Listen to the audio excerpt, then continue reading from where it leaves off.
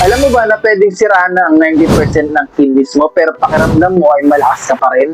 Maraming Pinoy ang nagugulat na lang isang araw pagising nila kailangan na pala nila mag-dialysis. Ito ang dahilan kung bakit tinatawag na silent killer ang chronic kidney disease o CKD.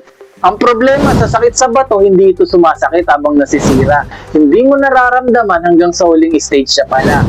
Pero may mga pahiwatig ng katawan pero binabaliwala mo lang. Una, yung mana sa paa na akala mo dahil lang sa pagod. Pangalawa, yung bula sa ihi mo na parang may sabon. At pangatlo, yung panghihina o madaling pagkapagod na akala mo ay kulang lang sa tulog. Kung ikaw ay may high blood o diabetes, mas lalong dobre ang risk mo pero baka hindi ka pa rin nagmo-monitor. Huwag mong hintayin na lumabas ang lahat ng simptomas dahil kadalasan huli na ang lahat. Ang solusyon maging active. Magpa-lab test.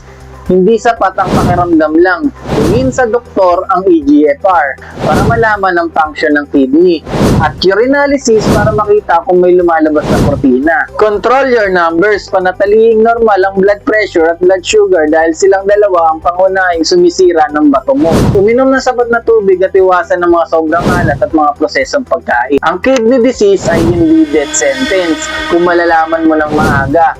Huwag hayaang maging huli na ang lahat bago ka kumilos. Tandaan, ang pag-iwas ay mas mura kaysa sa pagdadialysis. Ikaw, kailan ka huli nagpa-check up ng creatinine mo? Comment mo sa baba at i-share mo ang video na to sa mga mahal mo sa buhay na mahilig sa maalat o may high blood.